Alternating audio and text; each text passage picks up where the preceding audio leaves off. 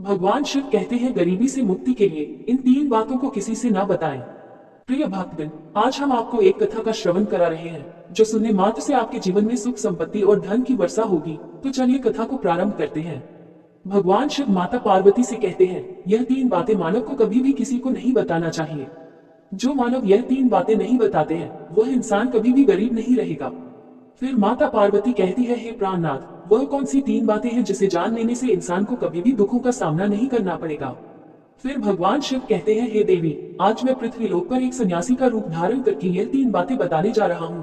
कृपया आप इस कहानी को ध्यान से सुने। अगर आप यह कहानी सुन रहे हैं तो पूरा सुने। इस कथा को आधा अधूरा छोड़कर जाने की गलती मत करिएगा, क्योंकि इस पवित्र कथा को पूरा सुनने से मनचाहा फल की प्राप्ति होगी। इसलिए इस कथा को पूरा सुने। आप शिव भक्त हैं तो भोलेनाथ का अनादर न करें। भगवान शिव पृथ्वी लोक पर एक सन्यासी के रूप में आते हैं। आज की इस प्यारी सी कहानी की शुरुआत करते हैं। प्राचीन समय की बात है। एक नगर में एक धनवान सेठ रहता था। उसके घर में किसी चीज की कोई कमी नहीं थी और उसका व्यापार बहुत अच्छा चल रहा था।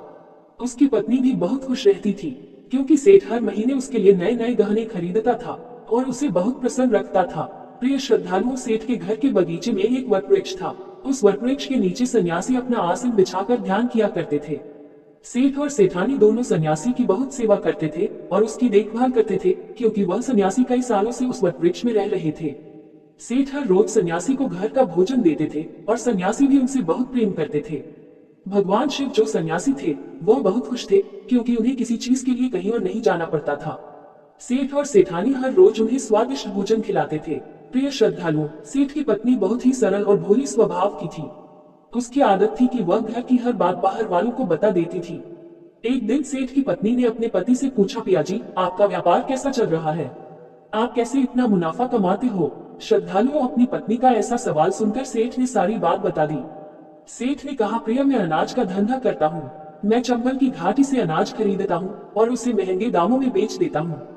प्रिय श्रद्धालुओं, अपने पति की यह बात जानकर सेठानी बहुत प्रसन्न हुई। उसने सोचा, मेरे पति तो बहुत ही बुद्धिमान है। यह बात तो सारे नगर वालों को पता होनी चाहिए कि मेरे पति इतने बुद्धिमान हैं और इतना ज्यादा धन कमाते हैं। प्रिय श्रद्धालुओं, अब सेठ की पत्नी ने पूरे नगर में यह बात फैला दी कि उनके पति इस तरीके से पैसा कमाते हैं। श्रद्धालुओं, अब क्या था, नगर के कुछ लोगों को जब यह पता चला कि सेठ किस प्रकार धन अर्जित करता है तो वे सभी भी अनाज का धंधा करने लगे। प्रिय श्रद्धालुओं, अब नगर के बहुत से लोग अनाज का व्यापार करने लगे हैं।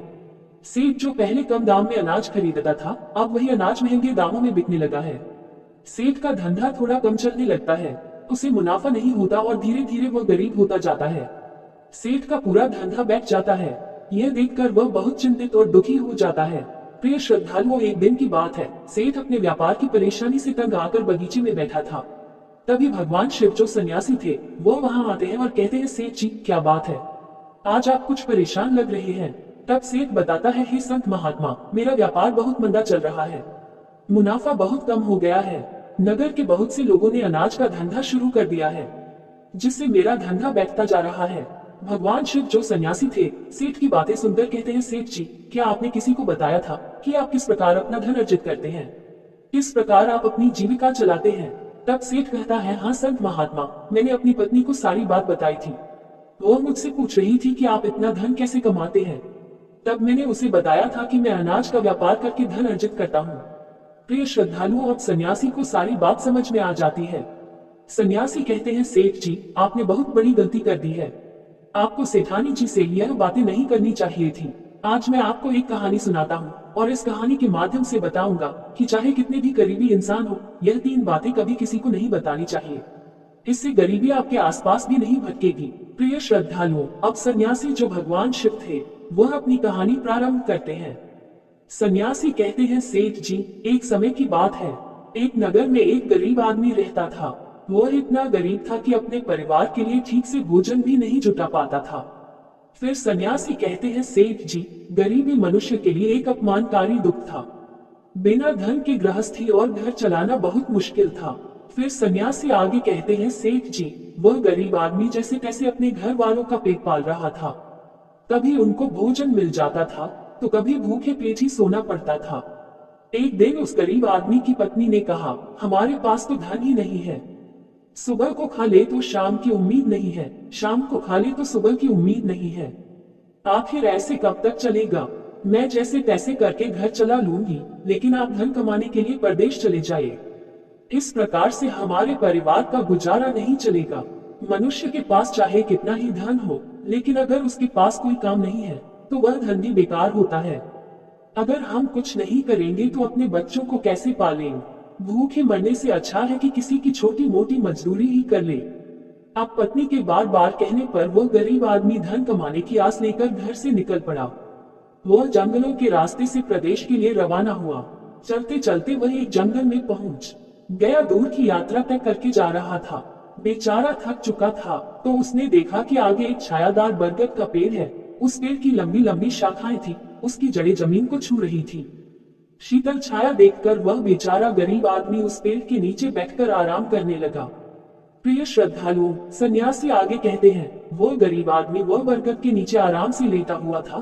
तभी उसने देखा कि कहीं से एक सांप आया और वह सांप उसी पेड़ पर चढ़ गया।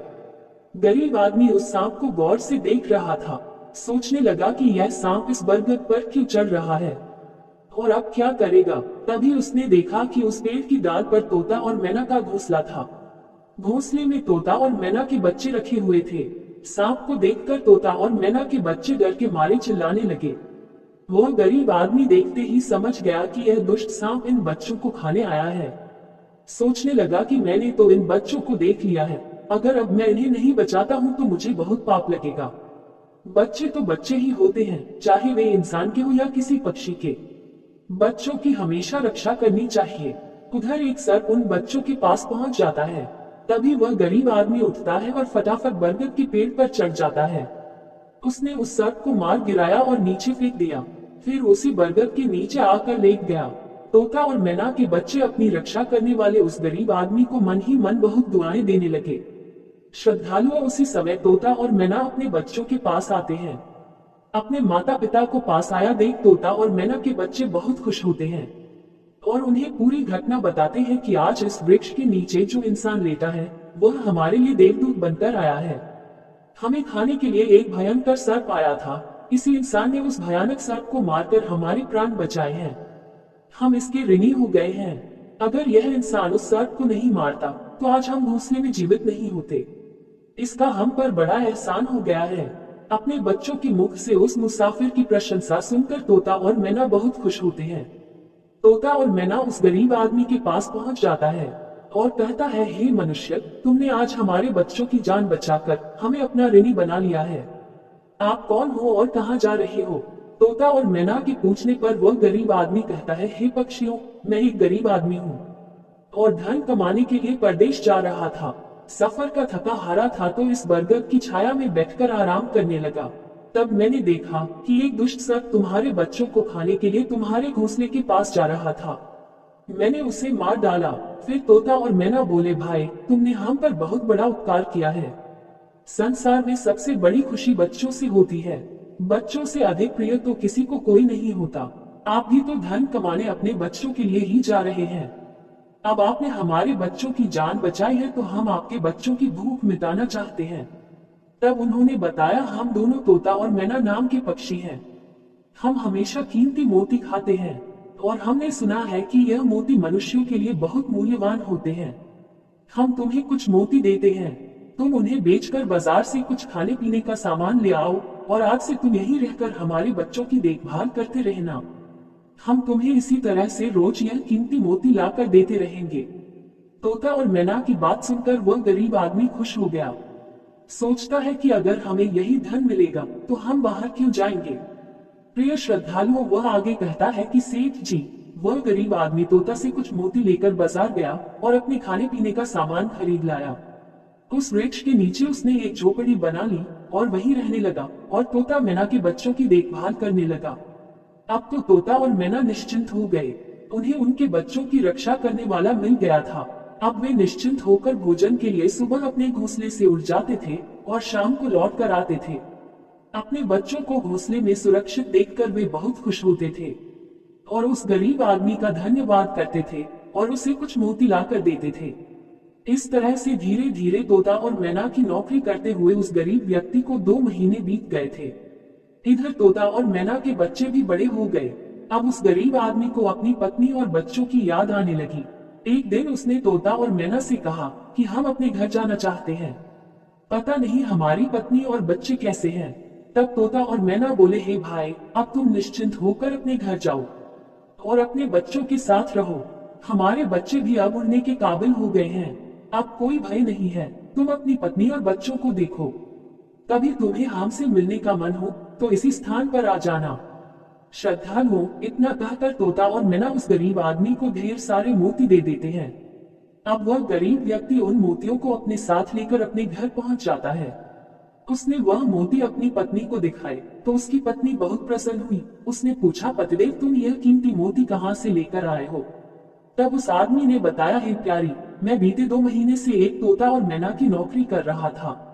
उन्हीं ने मुझे यह कीमती मोती दिए हैं। यह मोती बहुत कीमती और अनमोल है। इन्हें बेचकर हम अपना घर और बड़ा बनवाएंगे, अपने बच्चों को अच्छे वस्त्र लाकर देंगे और तुम्हारे लिए भी नए नए गहने बनवाएंगे। प्रिय श्रद्धालुओं, भगवान शिव सन्यासी रूप में कहते हैं, सेठ जी, अब वह आदमी उन मोतियों को बेचकर बाजार से अपने घर का सारा जरूरी सामान ले आया और अपना नया घर बनवाने लगा और वह आराम की जिंदगी जीने लगा। प्रिय श्रद्धालुओं, उस नगर के राजा प्रताप सिंह एक अजीब रोग से ग्रसित हो गया। नगर में दूर दूर से बड़े बड़े वैद्य राजा को देखने आए और अपने अपने तरीके से इलाज शुरू कर दिया, लेकिन राजा के स्वास्थ्य में कोई सुधार नहीं हुआ। जब किसी के इलाज से राजा ठीक नहीं हुए तो एक वैद्य ने राजा से कहा, महाराज, आपकी जिंदगी बच सकती है। अगर आपको तोते के बच्चे का मांस मिल जाए तो आप हमेशा के लिए ठीक हो जाएंगे। इस प्रकार वैद्य की बात सुनकर राजा प्रताप सिंह ने अपने राज्य में घोषणा करवा दी कि जो कोई उसे तोता ला कर देगा उसे सोने के सिक्के दिए जाएंगे। प्रिय श्रद्धालु, धीरे धीरे यह बात पूरे राज्य में फैल गई। सब लोग तोते की तलाश में इधर उधर लग गए, पर किसी को भी तोता नहीं मिला। एक दिन गरीब आदमी की स्त्री अपने पड़ोस में कुछ स्त्रियों के साथ बैठकर बात कर रही थी। कुछ घर गृहस्थी की बातें हो रही थी। बातों ही बातों में तोते की चर्चा छिड़ गई। एक स्त्री बोली, बहन, क्या तुम्हें पता है कि राजा साहब ने तोते का बच्चा लाने का आदेश दिया है? तोता लाना कोई आसान काम नहीं है। जब गरीब आदमी की पत्नी ने सुना कि राजा साहब बीमार हैं और उन्होंने घोषणा की है कि जो कोई उन्हें तोता का बच्चा लाकर देगा उसे सोने के सिक्कों से मालामाल कर देंगे, यह सुनकर उस गरीब आदमी की पत्नी ने कहा, अरे बहनों, तोता लाना कौन सी बड़ी बात है। मेरे पति तो 2 महीने तोता और मैना की नौकरी करके आए हैं। वो एक नहीं कई तोते ला सकते हैं। इतना कहने के बाद वह अपने घर चली गई। नगर की स्त्रियों ने उसकी बात सुनी और अपने पतियों से बताई। धीरे धीरे यह बात पूरे नगर में फैल गई। राजा ने भी सुना कि उनके राज्य में एक व्यक्ति है जो तोता और मैना के पास नौकरी करके आया है। राजा ने अपने सैनिकों को आदेश दिया कि उस आदमी को पकड़ कर लाएं और उससे कहे कि वह एक तोता का बच्चा ला कर दे। राजा ने कहा, इसके बदले हम तुम्हें मुंह मांगा इनाम देंगे। यह सुनकर वह आदमी घबरा गया और बोला, महाराज, आप मेरे प्राण ले लो, पर मैं आपको तोता का बच्चा लाकर नहीं दे सकता। मैंने तो उनकी जान बचाई थी। एक रक्षक भक्षक कैसे बन सकता है? उसके इनकार करने पर राजा प्रताप सिंह बहुत नाराज हुए और बोले, अगर तुमने हमारी बात नहीं मानी और तोता का बच्चा लाकर नहीं दिया तो हम तुम्हारी पत्नी और बच्चों को मरवा देंगे। प्रिय श्रद्धालुओं, फिर भगवान शिव रूपी सन्यासी कहते हैं कि मनुष्य सबसे ज्यादा कमजोर तक पड़ता है जब उसके बच्चों की सुरक्षा की बात आती है। ऐसे में वह कुछ भी करने को मजबूर हो जाता है। राजा की बात सुनकर वह गरीब आदमी बहुत घबरा गया। उसने सोचा कि अब मुझे किसी भी तरह तोते का बच्चा लाकर राजा को देना ही होगा। वह घर आया और अपनी पत्नी को डांटने लगा, तुमने यह क्या कर दिया?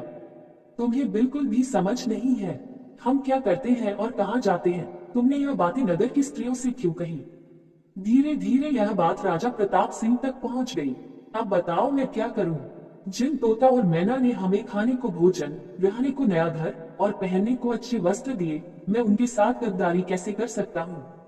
तुमने यह बात उन महिलाओं को बताकर बहुत बड़ी भूल की है।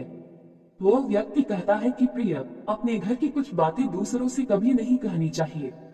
पहली बातें, आपके घर में कितना धन है और आपकी कमाई का स्रोत क्या है, यह बातें दूसरों से कभी नहीं बतानी चाहिए। दूसरी बातें, घर में आपसी प्रेम की बातें, पति पत्नी के प्रेम की बातें बाहर वालों के सामने नहीं करनी चाहिए। तीसरी बातें, आपसी लड़ाई झगड़े, मतभेद, मान अपमान की बातें कभी दूसरों के सामने नहीं करनी चाहिए, वरना लोग हमारी गुप्त बातें जानकर, हमारी कमजोरी को समझकर हमारा फायदा उठाते हैं। चौथी बातें, अपनी कमजोरी दूसरों के सामने न बताएं और अपनी उन्नति का राज किसी को न बताएं। जिन बातों को कहने से आपके परिवार पर दुख आ सकता है, वे बातें कभी बाहर नहीं करनी चाहिए। खासकर उन बातों को अपनी स्त्री से ना कहे। जिन बातों से घर की मान प्रतिष्ठा नष्ट होती हो, परिवार पर संकट आता हो, किसी की जान जाती हो, परिवार में फूट पड़ती हो या आपके रिश्ते खराब होते हो। क्योंकि कहते हैं कि स्त्रियों के पेट में इस तरह की बातें पचती नहीं है। अब वह गरीब आदमी बोला, प्रिय, तुम्हारी यह गलती आज हमारे परिवार को मौत के मुंह में डाल रही है। यदि तुमने इस बात को छुपा लिया होता तो आज हम निर्भय होकर अपने घर में आनंद की जिंदगी जी रहे होते। अब राजा की आज्ञा है तो तोता का बच्चा लाकर राजा को देना ही पड़ेगा। लेकिन ऐसा करने से मैं पापी कहलाऊंगा। जिन बच्चों की मैंने इतने दिन देखभाल करी, जिन्हें मैंने मरने से बचाया, अब मैं उन्हें किस प्रकार मौत के मुंह में डाल सकता हूँ। पत्नी कहने लगी, पति देव, अब जो भी हो, लेकिन हमें अपनी और बच्चों की जिंदगी बचानी है, तो आपको यह पाप करना ही पड़ेगा। प्रिय श्रद्धालुओं, अब तो बड़ा लाचार होता हुआ वह गरीब आदमी जंगल की ओर चल पड़ा था, जहाँ वह तोता के बच्चों की देखभाल करता था। उधर जब तोता और मैना और उनके बच्चों ने उस गरीब आदमी को अपने पास आता हुआ देखा, तो वे बड़े खुश होने लगे। अपने बच्चों को अत्यंत खुश देखकर तोता और मैना कहने लगे, अरे बच्चों, तुम इतने खुश क्यों हो रहे हो? वह तो तुम में से किसी एक को लेने आ रहा है। तुम में से कौन है जो आज उसके साथ जाकर उसकी और उसके बच्चों की जान बचाएगा? फिर तोता कहता है कि बच्चों, लेकिन एक बात याद रखना, तुम में से जो भी उसके साथ जाएगा, वह कभी लौटकर नहीं आएगा, वह नगर के राजा का भोजन बन जाएगा। प्रिय श्रद्धालुओं, तब तोता के बच्चों ने पूछा कि आप ऐसा क्यों कह रहे हैं? तोता बताता है कि बच्चों, यहाँ का राजा बीमार पड़ गया है और वैद्य ने उसे तोता के बच्चे का मांस खाने को कहा है। इसलिए तुम में से किसी एक को वह लेने के लिए आया है।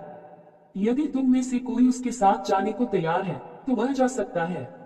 तभी उनमें से एक बच्चा कहने लगा, हे माता पिता, उस आदमी ने ही हम सबकी जिंदगी बचाई है और आज वह आदमी बहुत बड़ी मुसीबत में है। ऐसे में हमें भी उसकी मदद करनी चाहिए, चाहे हमारी जान ही क्यों न चली जाए, लेकिन हम उसके साथ जरूर जाएंगे। उधर वह आदमी उस बरगद के वृक्ष के नीचे आता है और तोता मैना से अपना दुख बताता है।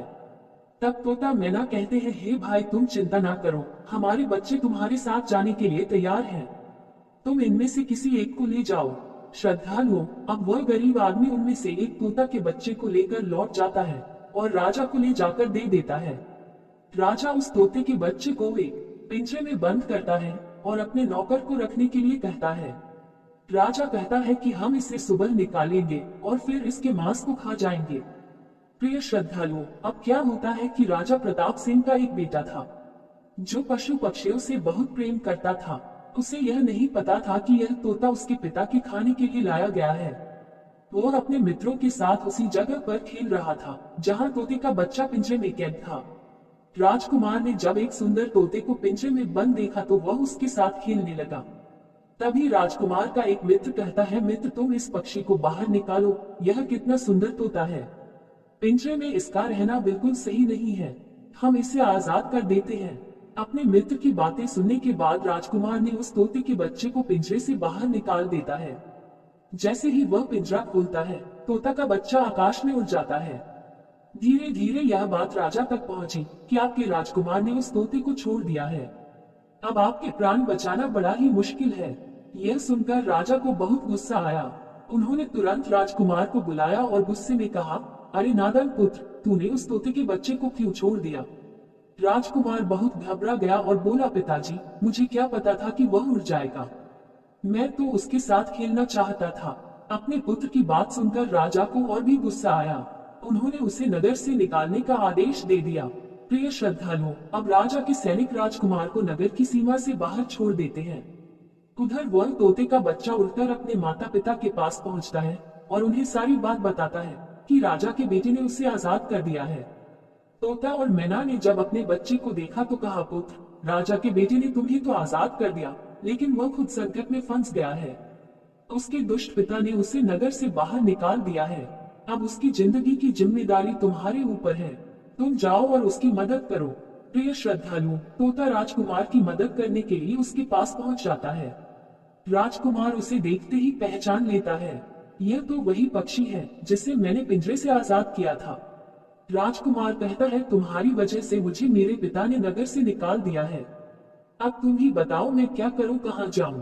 तोता कहता है, मित्र तुम चिंता मत करो, तुमने मेरी जान बचाई थी, इसलिए मैं तुम्हारी मदद करने आया हूँ। दुख सुख में अब मैं तुम्हारे साथ ही रहूंगा। श्रद्धालुओं, अब राजकुमार खुश हो जाता है, क्योंकि उसे कम से कम एक साथी तो मिल ही गया था। अब तोता और राजकुमार दोनों एक दूसरे नगर में घूमने लगते हैं। चलते चलते वे दोनों एक सुंदर बगीचे में पहुंच जाते हैं। उसी बगीचे में वहां के राजा की पुत्री भी अपनी सहेलियों के साथ घूमने आया करती थी। उस राज्य के राजा की कन्या का नाम रूपमती था। राजकुमारी रूपमती बहुत ही सुंदर थी और उसकी खूबसूरती की चर्चा पूरे नगर में होती थी। राजकुमार और तोता उस बगीचे में बैठे हुए थे। तभी वहां राजा की कन्या रूपमती अपनी सहेलियों के साथ बगीचे में घूमने आती है।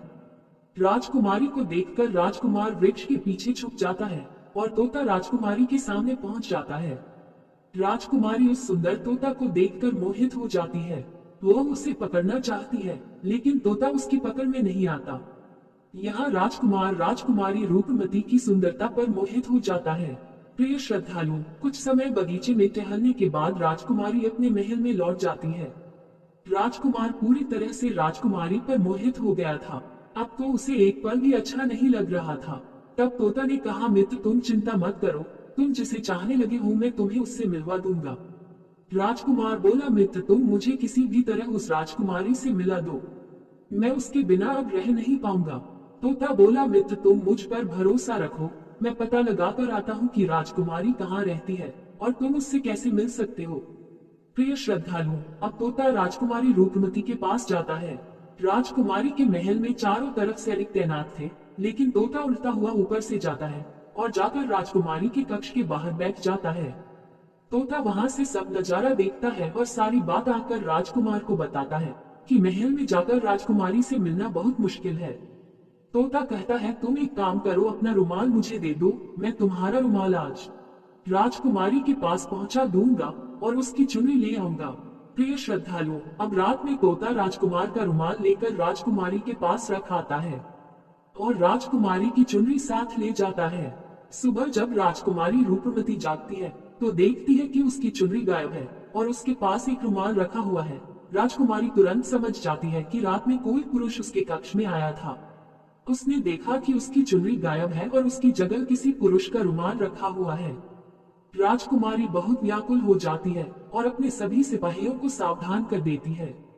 वह सिपाहियों से पूछती है कि रात में उसके पास कौन आया था, लेकिन किसी के पास कोई जवाब नहीं होता।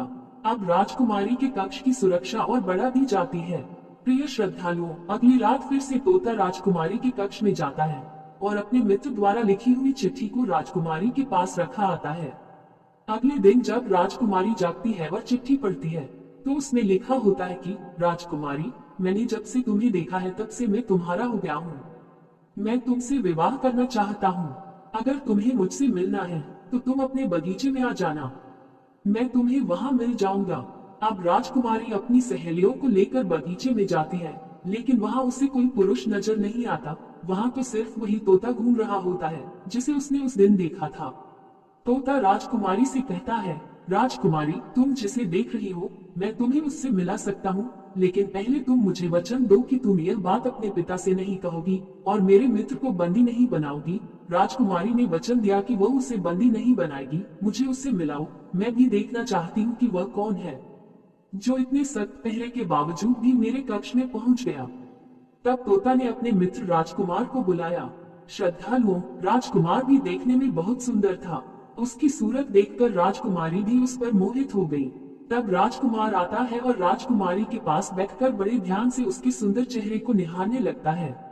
राजकुमारी ने पूछा, तुम कौन हो और इतने कड़े पहरे के बाद भी तुम मेरे कक्ष तक कैसे पहुंच गए? राजकुमार बोला, प्रिय, जब दिल में प्रेम होता है तो कोई भी कार्य असंभव नहीं होता।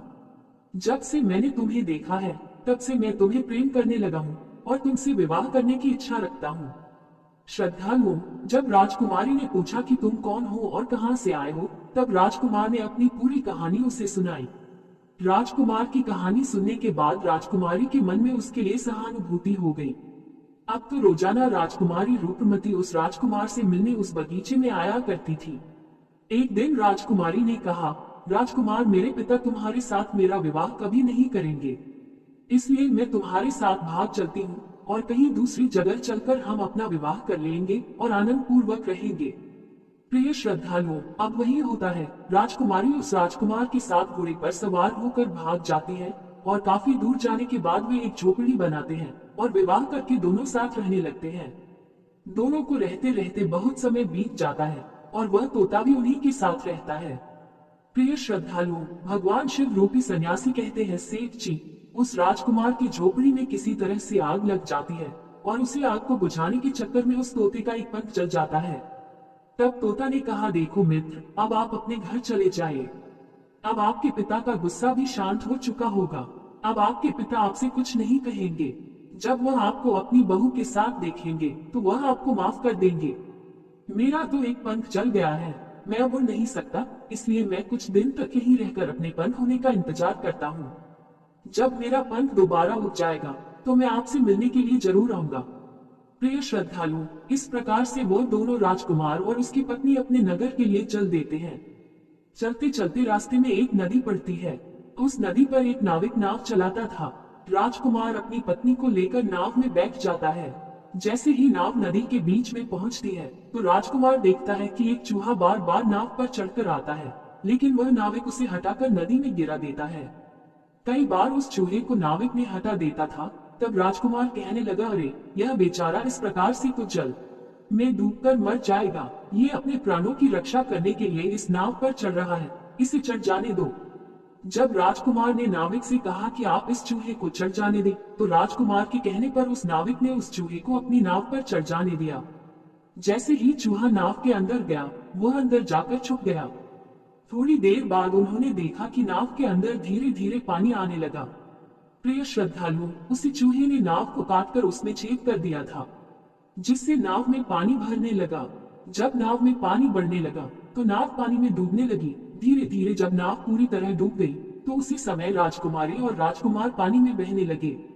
पानी के बहाव से राजकुमार बहुत दूर पहुंच गया और राजकुमारी रूपमती भी उसी पानी में बहती हुई राजा के बगीचे में जा पहुंची।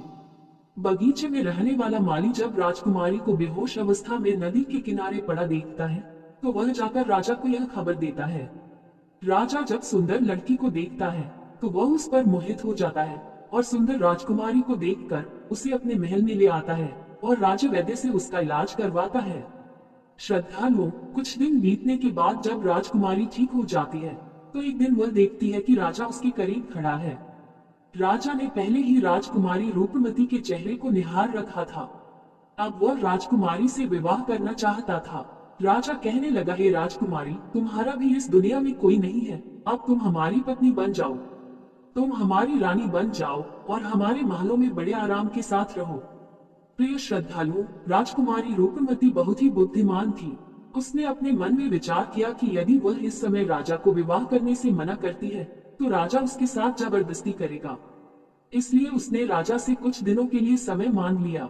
रूपमती बोली, राजा साहब, थोड़े दिन ठहर जाओ, उसके बाद मैं तुमसे विवाह कर लूंगी। अब राजकुमारी उसी राजा के महल में रहने लगी और गरीब असहाय लोगों को भोजन करवाने लगी। श्रद्धालुओं, उधर अब क्या होता है, उसका जो पति था राजकुमार, जो पानी में बह गया था, वह बेचारा मुसीबत का मारा हुआ इधर उधर घूमता हुआ उसी जगह पर भोजन की तलाश में पहुंच जाता है जहां राजकुमारी गरीबों को भोजन कराती थी। वहीं राजकुमार भी पहुंच गया। राजकुमारी ने उसे देखते ही पहचान लिया और उसकी आंखों में आंसू आ गए। राजकुमारी ने राजकुमार को एकांत में बुलाया और सारी बात बताई। उसने कहा, हे स्वामी, आप यहाँ आराम से रहिए और इसी राजा की नौकरी कीजिए। जब हमें मौका मिलेगा तब हम यहाँ से भाग चलेंगे।